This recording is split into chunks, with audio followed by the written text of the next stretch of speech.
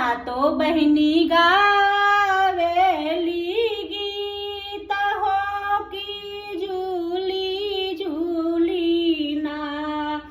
झूलता झूलता मैया के लागली पियसिया हो की चली भैली ना मला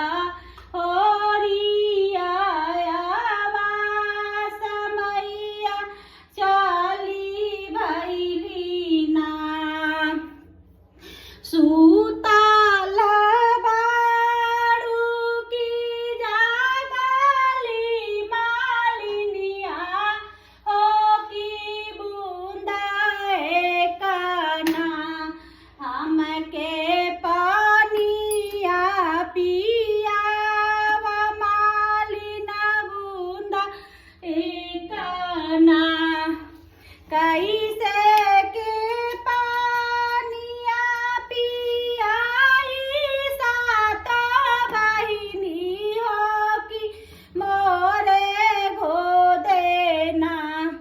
बाड़े बाला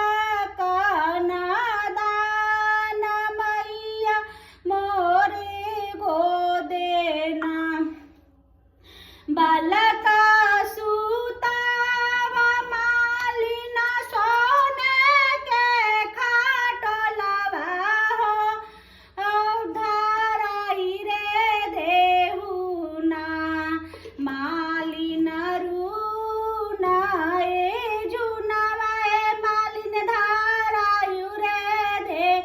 सोने के खाटो लवाई मैया मोरी टूटी फाटी जाई है हो भूइया लोटी है ना मोरे गोदा के बालकवाई मैया भूइया लोटी है ना जब तोर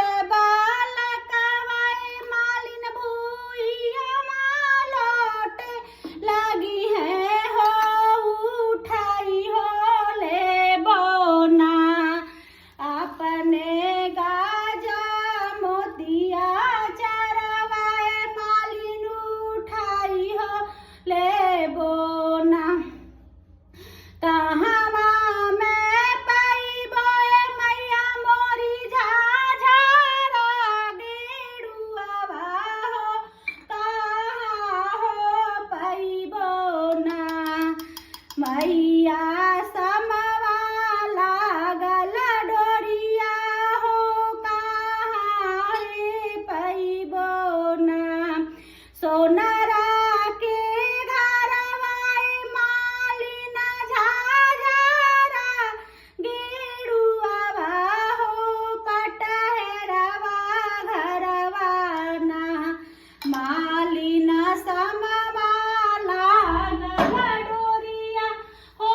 पटहरवा घर पुइया के पानिया मैया मोरी लागलिया कसा पतलवा होया चरवा जोड़ी के ना मालिना खींचे जुड़ा पनिया होया चरवा जोड़ी के ना एक हाथ लिया मालिना अपना पट बैठकवा हो दूसरा रे हथवाना हे रे ठंडा जुड़ा पनिया हे दूसरा रे हथवाना बैठू ना सात बहिनी आसन पट बैठकवा हो की पीही मैया ना ए हो ठंडा जुड़ा पनिया हो की पीहू मैया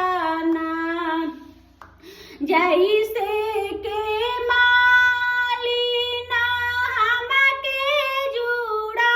बाबलू हो की ओइसे